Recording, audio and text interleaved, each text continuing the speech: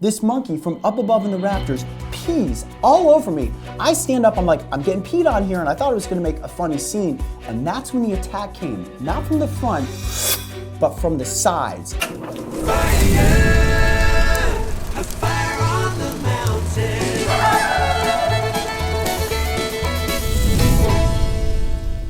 What's going on, Coyote Pack? And welcome back to the base camp set and another episode of Howlin with the Pack. HWTP, is that the acronym for what it is? Howlin with the Pack, yeah, HWTP. We'll put the little sign up right here. Love the new name for this series, and I'm excited to be here. Now bear with me, guys, I'm actually fighting a little bit of a cold right now. Yes, Coyote Peterson does occasionally get sick. Actually, the last time I was sick was when we were filming in South Africa. I know a couple of you picked it up in the Puff Adder episode. You said, Coyote, your voice sounds a little off. Did you have a cold? I did. I actually had a cold for the whole first week of that trip. And I'm just getting back from the Midwest tour and VidCon, and I seem to have come down with a cold.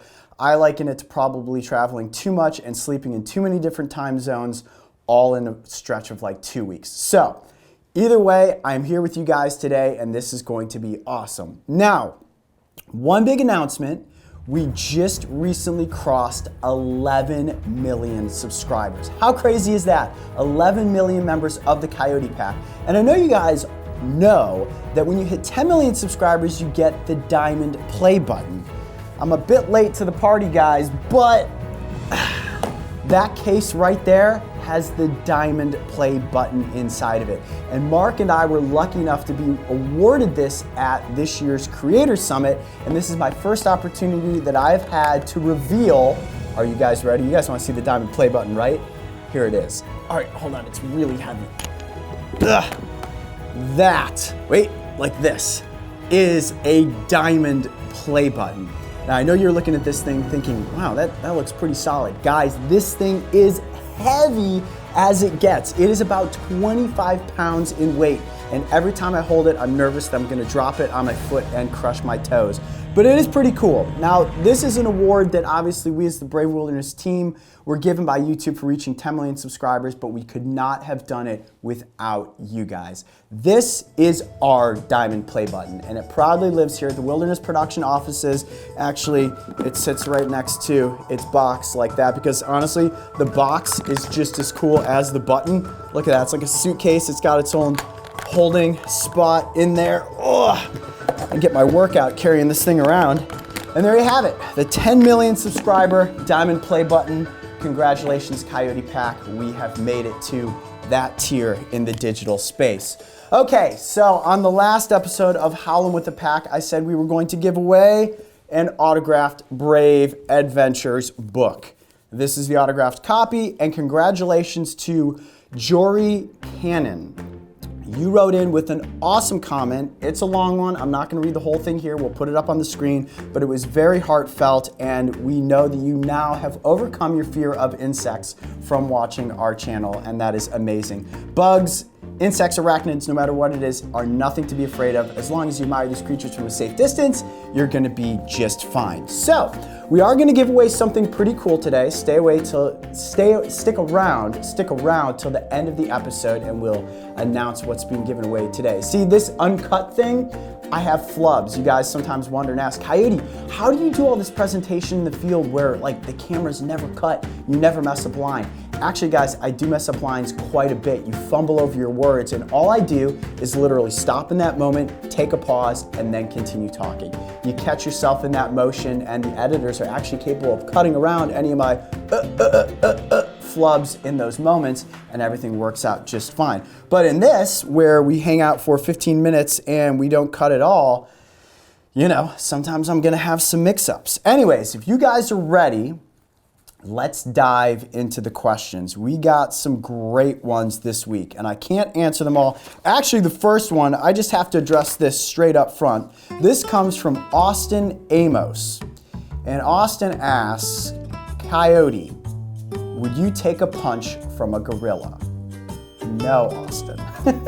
I am not going to take a punch from a gorilla. That one just stood out to me. It's like in all in big letters. A punch from a gorilla. The strength of a gorilla is so incredible. If I were to take a punch, whether in the head or in the chest, I'm pretty sure it would either break my neck or collapse my chest cavity. So at no point in time am I going to attempt to make a gorilla so angry that it decides to punch me. Good question there, buddy. Okay, let's see, moving on. These ones are a little bit more serious. I've got one here from Hudson Love 101. And Hudson asks, have you ever had to cancel an episode because the idea was too dangerous? By the way, I love you so much. You're awesome. Well, thank you, Hudson Love. I love you too. Thumbs up.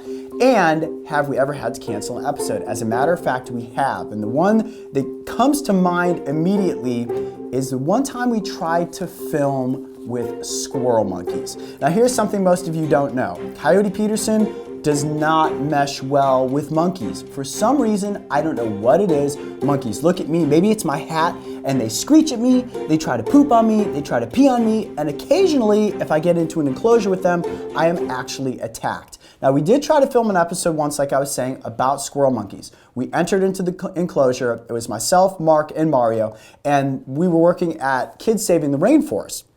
Wonderful wildlife sanctuary. That's where we filmed B-Rad and a number of other adorable animals. And they said, well, you can work with the squirrel monkeys if you want. They're generally really sweet. So I entered into the enclosure with the monkeys, and as we got in there, the monkeys started swarming around, making this screeching noise. And the handlers that we were working with, the people that worked at the sanctuary, said, hey, come up on this platform. It'll be safer for you here. We'll see if the monkeys will just gradually acclimate to you guys being here and then move in, and hopefully you can do some presentation. And it's not like I was gonna grab one of these monkeys and hold on to it and be like, this is a squirrel monkey. No, they wouldn't have wanted that, but I hope that they would at least come close. So just as the camera started rolling and I started delivering my squirrel monkey facts, I get peed on. This monkey from up above in the rafters pees all over me. I stand up, I'm like, I'm getting peed on here, and I thought it was gonna make a funny scene, and that's when the attack came. Not from the front, but from the sides. And before I knew it, there were squirrel monkeys all over me. One jumped out and latched onto my arm. And in an immediate, we actually have this on camera, we'll show the footage right here. I started shaking my arm. I don't want to be bitten by a monkey. It latched onto my arm, ripped my arm open with its claws. I shook it off of my arm, it dropped to the ground, and then it latched onto my leg. So I'm shaking my leg, trying to get this monkey off of me. Finally, it retreats. The monkeys are all screaming, and Mark and Mario and I are like, we gotta get out of this monkey enclosure now. So we dart out of there. I think there's a little bit of footage of me after the fact talking about like, okay, we are not getting back into the monkey enclosure. This episode is over. And there's a perfect example of how sometimes the episodes don't work out, because in my opinion, that was just far too dangerous to continue working in that enclosure with the monkeys. Coyote and monkeys do not mix well together.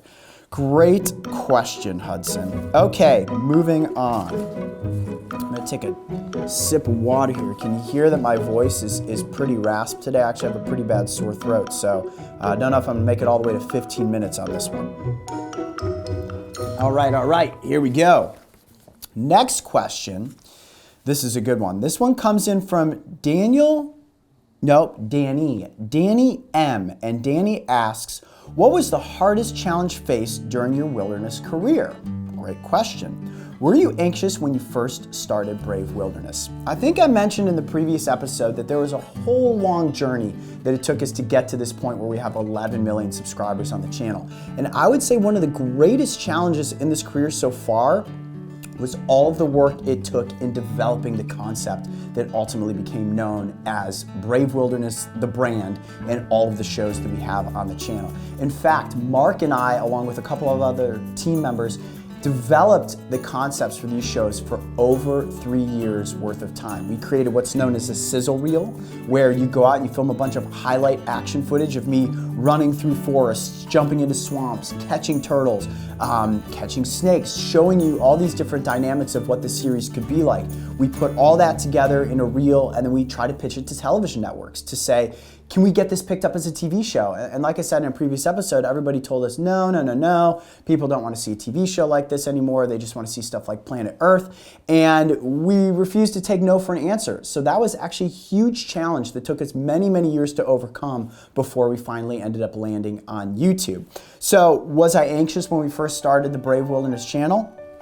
Absolutely, because as you guys know, when you start a YouTube channel, you have 0 subscribers. And growing a channel, I'm sure a lot of you out there watching are aspiring creators or influencers, creators and influencers. A lot of you out there are creators or influencers wanting to start your own channel to share with the world what it is that you're good at. And for us, when we launched the Brave Wilderness channel, we only had a handful of episodes in the can. That means filmed and through post-production. So as we launched it, we didn't know how it would be received. I mean, everybody may have said, just like the television networks, that we don't have any interest watching this crazy guy with the cowboy hat presenting animals and educating the world about them. But lo and behold, as the story unfolded, here we are 3.5 years later, and the channel is, thanks to you guys in part, a huge success. So yes, it was stressful to launch it, but looking back on it now, it was definitely well worth all those sleepless nights.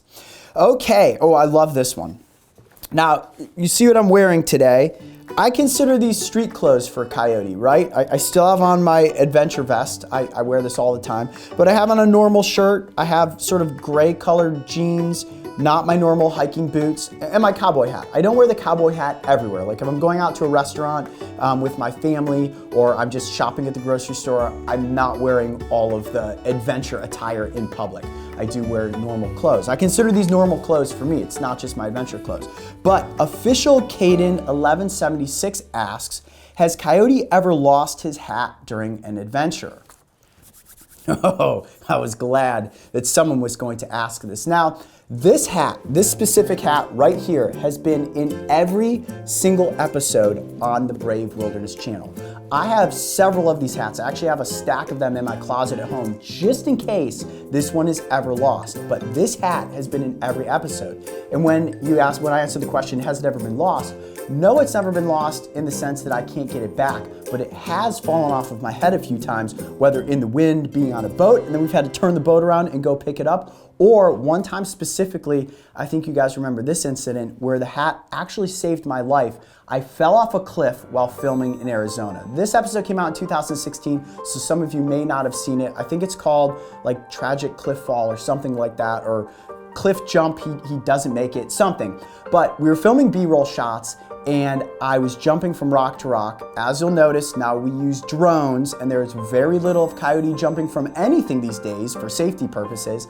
I slipped, guys, and I fell 15 feet head over heel off a cliff onto the rocks below. Now, what happened, I don't think I explained this in that episode, is that my hat fell off of my head. You can actually see it in the video. It falls off. The hat was spinning, and it landed like this. When I landed, my head landed inside of the hat, and it created an air pocket that caught my head. I mean, like a 1 in a million shot that ultimately, thank you hat, saved my life, because if I had not landed in the hat, my head would have landed on the rocks, kersplat, that would have been the end of Coyote. So in that episode, I technically lost my hat, but then I in turn found my hat, which saved my life. Pretty crazy, right? Whew, that was a wild episode. Okay, let's see, how are we doing on time? Got a few minutes left here. Okay, I think I have time for one more question. This is a good one. Coyote, any plans on coming to Europe or Scandinavia? As a matter of fact, we are scouting locations in Europe right now, and I promise you guys that in 2019, we will be making an expedition there. However, for the rest of this year, because I know a lot of you want to know what's coming up, we have some really exciting projects in the works, and specifically we are scouting locations in Japan right now to hopefully head out to search for giant Japanese salamanders. Now, you guys know that we've done an episode on hellbenders, the largest salamander species in the United States, but I would love to try to get the chance to catch a giant Japanese salamander. So Mario is currently working with some experts to plan that trip, scout the location, and hopefully we will get out there and catch one of these giants. Whew, I am excited for that one, but I'm also told that it is also freezing cold water, so just like the Hellbender episode, it's gonna be a cold dive into some fast-moving water, but with any luck, we'll get one of these giant amphibians up close for the cameras. Okay, so we did the book giveaway at the beginning of this video, but wait for it. Who would like to win an autographed Brave Wilderness Coyote Peterson Gila Monster poster? We just recently launched these on the Brave Wilderness store. I love these. They were created by one of my really good friends, a phenomenal illustrator named Patrick Brickman. And this one is reminiscent of my close encounter with the Gila monster. But as you can see here, I have the GoPro on an extendable pole. I'm not holding it with my fingers, therefore I'm not gonna get bit in this picture like what happened in real life. But this is a super cool poster. If you wanna win it for yourself or one of your friends, write in the comments section below and tell us where in your house you would hang this and why you think it would look so good up there on the wall. All right, guys, well, I'm loving doing this series, Howlin' with the Pack, and we've gotten so many comments from everybody out there watching. Now, in a previous episode, I said we'd try to keep some of these theme-based, so how about for the next round, you guys write in the comments section below a theme that has to do with filmmaking, with video making. Ask me questions about the process of what we have to go through to make some of these episodes or to construct the YouTube channel, and I will answer them to the best of my ability. But in the meantime, enjoy all the episodes we have coming up on the Brave Wilderness channel. The month of July is jam-packed with some incredible content, and I'm looking forward to getting you guys up close with all these animals. I'm Coyote Peterson. Be brave, stay wild. We'll see you on the next adventure here at Base Camp. All right, and that's a cut. If you enjoyed this episode of Howlin' with the Pack, make sure to go back and watch the last one where I share some of my inspirations for a career in everything animals. And don't forget, subscribe so you can join me and the crew on our next big adventure.